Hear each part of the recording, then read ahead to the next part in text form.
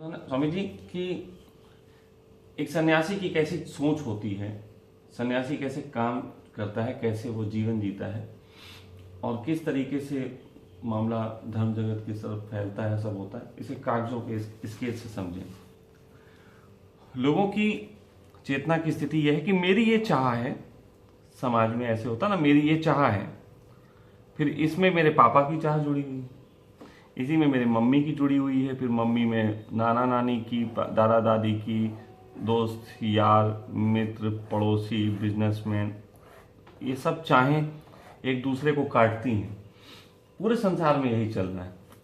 मेरी चाह कहां गई? मेरी चाह तो खो गई ना। मैं सबकी चाह पूरी करने आया हूं या अपनी चाह को गति देने आया हूं? तो ऐसे में क्या करता है, मान लो ये मेरी चाह थी और मैं इस चाह के साथ बढ़ रहा था। बढ़ते बढ़ते एक जगह मुझे मिला कि मेरे पिता की चाह है, तो मैंने कहा सॉरी, मैं आपकी चाह नहीं पूरी कर सकता, मैं पलट जाऊंगा। पिता की चाह से पलटा, पलटने के बाद आगे गया तो मां की चाह मिल गई, मां की चाह मिली तो वो फिर पलट गया।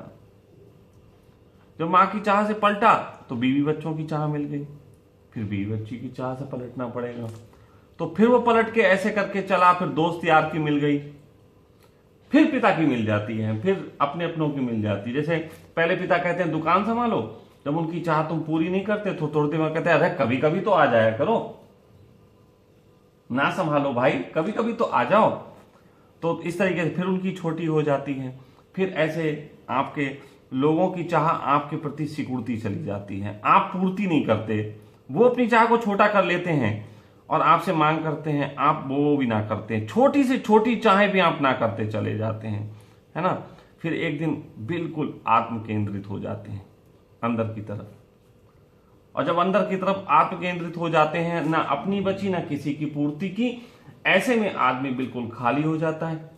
और जब बिल्कुल खाली हो जाता है तो दो ही घटनाएं घटती हैं, या तो मरेगा, या तो बुद्ध है अब शरीर छोड़ देंगे, अब जीने का कोई कारण नहीं रहा, या फिर एक और बात होती है, या फिर बात होती है कि उनकी जो प्रेशर है, उनका जो आनंद है, वो रिवर्स गियर मारता है।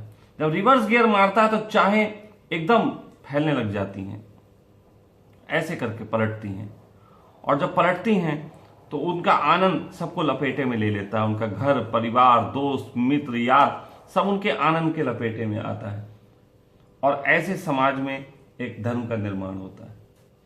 इस तरीके से जो है मामला चलता है। ये बहुत सरलता से 2 मिनट में समझा जा सकता है, और ऐसे करके सन्यासी को चलना चाहिए। अगर वो बचेगा तो निश्चित ही उसका आनंद सबको अपने लपेट में ले लेगा। इतना सा चाहे इतनी नपुंसक है, तुम्हारी चाह है कि मुझे पूरी नहीं करनी, तुम्हारी बात है कि तुम्हें उनकी चाहे पूरी नहीं करनी, लेकिन पत्नी और सबकी समाज की चाहें, जो समाज है उनकी इतनी नपुंसक हैं कि अगर एक बार आप जोर मार के कह दो कि मैं नहीं पूरी करता तो वो दब जाते हैं, फिर वो छोटी छोटी मांगेंगे, मतलब वो अपनी घटाते चले जाएंगे, और इस तरीके से आपकी चेतना पे उनकी जो चेतना की चाह का दबाव होता है वो कम होता चला जाता है।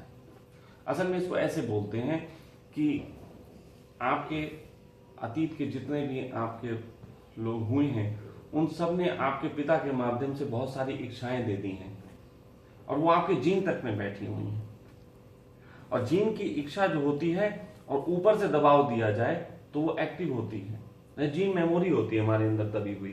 तो जब ऊपर से भी वैसी बातें कही जाए तो जीन मेमोरी को याद आती है कि हाँ हम इसे करना है, लेकिन यदि ऊपर से दबाव ना दिया जाए तो उस जीन मेमोरी को भी याद नहीं आती। तो जब एक व्यक्ति मुक्त होता है, कहते हैं कि जब एक व्यक्ति बुद्ध होता है तो उसके पूर्वजों में जितने भी पूर्वज इस चाह से भरे रहे होते हैं वो सब मुक्त हो जाते हैं। लेकिन चाह अपनी मुक्त होगी और उनकी मुक्त होगी, दोनों एक साथ होगा। मतलब सोचो, आपने पिता की इच्छाएं पूरी नहीं की तो उनका जो आपके प्रति चाह का प्रेशर है वो कम हो जाएगा, इससे उनके अंदर भी बच्चे के प्रति मोह कम हो जाएगा। मतलब आप ही मोह से मुक्त नहीं होंगे, वो भी मोह से मुक्त हो जाएंगे। जैसे माँ का जन्म, जो बच्चा जन्मता है तो माँ जन्मती है कहते हैं, उसी तरीके से जब आप मुक्त होते हैं तो आपसे रिलेटेड भी सारे लोग मुक्त हो जाते हैं।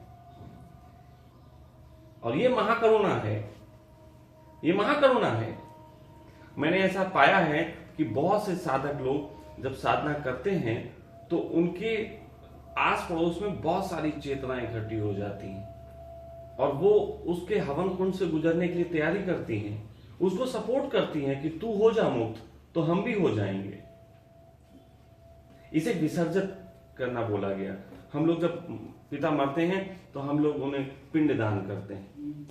पिंड दान का वो अर्थ नहीं होता कि एक लड्डू ले लिया और वो आटे का फेंक दिया।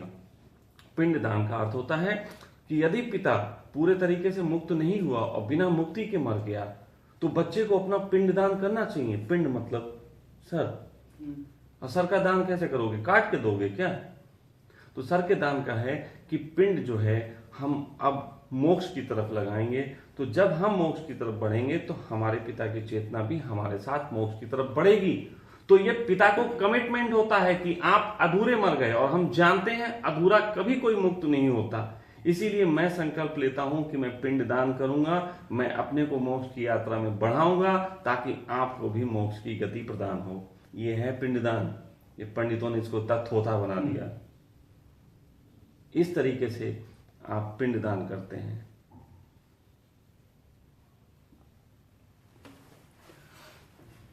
बच्चे को मतलब जन्म दे दिया,